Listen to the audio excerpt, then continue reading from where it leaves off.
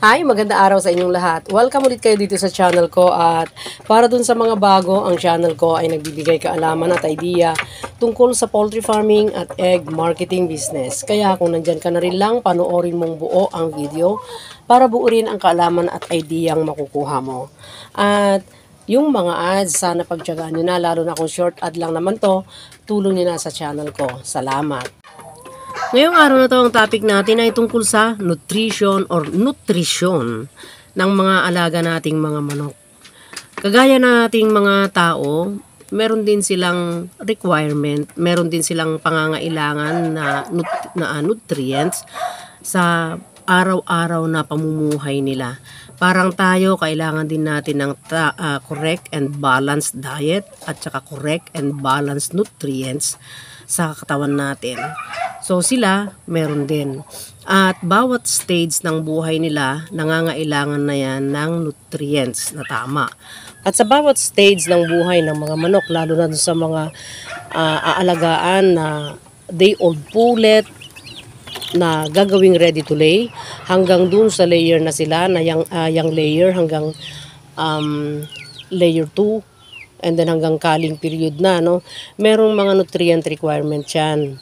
Hindi basta-basta magpapakain ka ng tinipid, hindi basta-basta magpapakain ka ng kulang din sa nutrients, kasi hindi magiging maganda ang performance ng mga alaga mo kung puro pagtitipid, no, ang gagawin mo dahil lang mahal ang feeds, or gusto mong magbigay ng mga treats para lang mapamura yung feeds, ganyan. Kasi meron mga equivalent na percentage or meron mga equivalent na amount ng mga nutrients na kailangan ma-receive ng mga alaga mo para maka-gain sila ng weight agad na mabilis, para makapagpalaki ka ng tama, para maging ready to lay, no? Tapos kung ready to lay naman na sila, para sila ay makapangitlog, no, na mabilis. At pag nangingitlog na sila, para sila ay makapangitlog ng mataas na production at magandang shell, maganda ang size. Ganun yon. At mas matagal ang egg laying period nila. Hindi yung saglit pa lang nangingitlog, mamaya ikakal mo na kasi nga hindi makakapag-perform ng maigi, hindi makakapag-produce ng mataas at magandang itlog kasi nga hindi namimit yung mga nutrient requirements na kailangan ng katawan nila. So ito yung hindi ko nababanggitin yung dun sa starter, grower, tsaka dun sa developer. Dito na kaagad tayo sa layer 1 at layer 2 hanggang cal. Yung layer 1, ang kailangan nila, no, ito yung 18 weeks to 42 weeks. Ito yung kailangan nila na metabolizable energy, CP content, calcium, phosphorus, sodium chloride, at marami pang iba. Marami pang mga fatty acids, mga amino acids, linoleic acid, mga ganon-ganon. Marami pa mga nakalista, no, na kailangan nila sa katawan nila, pero kalimitan naman ngayon ay nandun na sa mga preparations na yung mga mga naidadagdag sa pagkain nila para sila ay makapag-perform ng maganda. So ito yung mga at pinaka-critical, no? Ito yung metabolizable energy. Sa layer 1, ang metabolizable energy na kailangan niya ay 2,800 kilocalories. Tapos yung crude protein naman niya, percentage ay 17.5. Ang calcium niya ay at least, no, nandun sa 3.58%. Pero minsan ginagawa namin 4 yan. Tapos mas mataas pa doon sa mga old layer. Tapos yung phosphorus niya ay 0.44%. Yung sodium chloride niya or yung salt ay 0.3%. So hindi pwedeng bumaba dyan yung yung mga nutrient requirement na kailangan nila.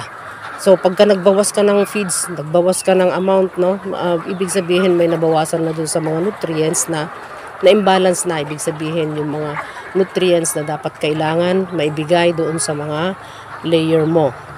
So hindi ka basta-basta magpapalit, hindi ka basta-basta magbabawas ng mga pagkain nila, lalo na kung nangingitlog na sila. Kailangan talaga feeds talaga ipapakain mo na maganda yung feed formulation. Yun yung talagang may feed formulation talaga.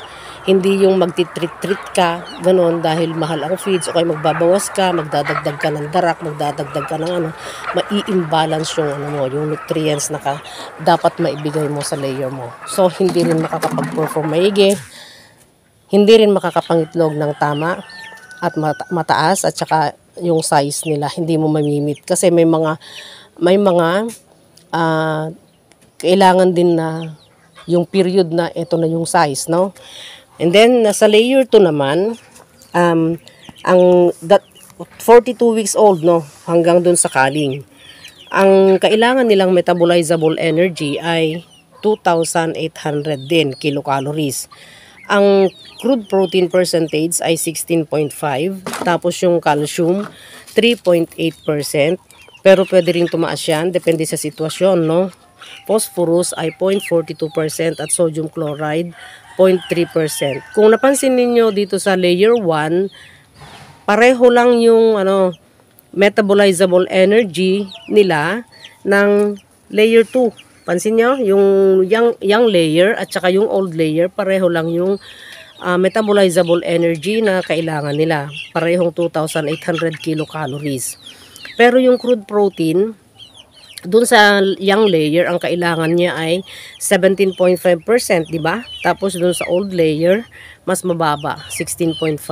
Kasi hindi naman na masyadong kailangan ang mas mataas na crude protein, kasi nga ito na yung period na pababa yung production nila. Tapos, ang kailangan talaga niya ay mas mataas na calcium. Kung napansin niyo, ang calcium ng young layer na kailangan niya ay 3.58 lang. Pero ang calcium na kailangan ng layer 2 or yung old layer ay 3.8. Pero ang mga yan ay parang itong layer 1 nagagawang minsan 4%, itong calcium ng old layer minsan 4.5, mga ganyan. Pero depende dun sa sitwasyon.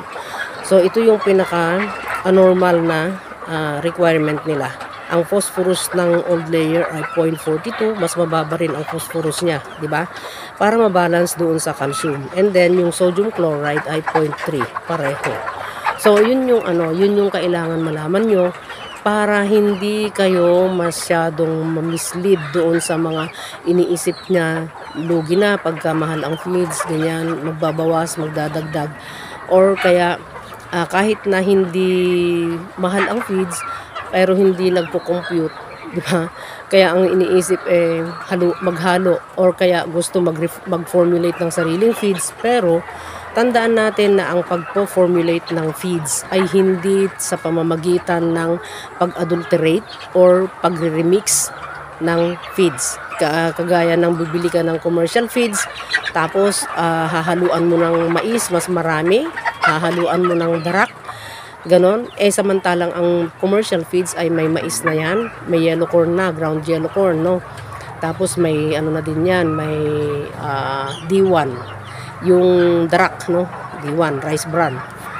Baka naman dito pa ang magamit mo, kaya D3. O, di ba? Kaya hindi basta-basta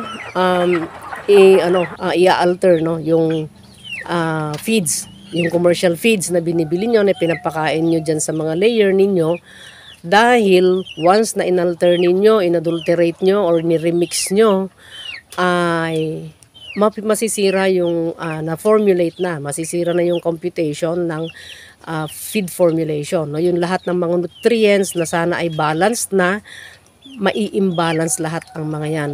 Isa lang na material ang babaguhin mo dyan, ay may imbalance na.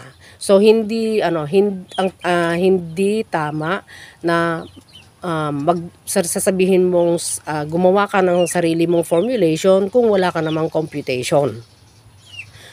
Hindi pwedeng sasabihin mo na mag 50-50 ako, 50 feeds na commercial, 50% na commercial feeds, 50% na yellow corn. Saan ang feed formulation mo? 'Di ba?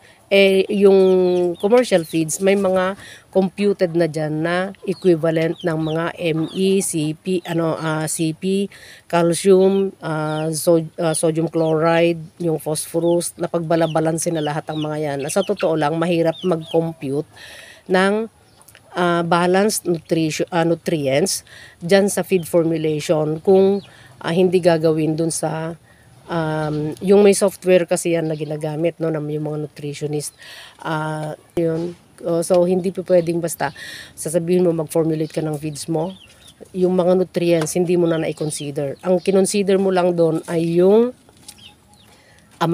presyo ng feeds. Yung kinonsider mo lang yun doon ay yung magiging mura yung feeds mo. Pero hindi mo na consider yung nutrients na dapat kailangan ng mga layer mo na dapat maibigay ng pagkain na ibibigay mo sa kanila. Dapat may complete and balanced nutrients dapat ang maibigay sa mga alaga nating mga layer. So sana may natutunan na naman kayo dito sa video ito at sana patuloy ninyong subaybayan ang channel ko, paki-share ang mga videos at saka yung channel ko. At salamat sa inyong lahat na mga nag-subscribe, nag-like, nag-comment, lahat, nag-share. Thank you sa inyong lahat. At sana pagpalain tayong lahat at iiwas sa mga sakuna sa darating pang mga bagyo kasi may mga bagyo pa raw na darating. So hanggang dito na lang, sana pagpalain tayong lahat.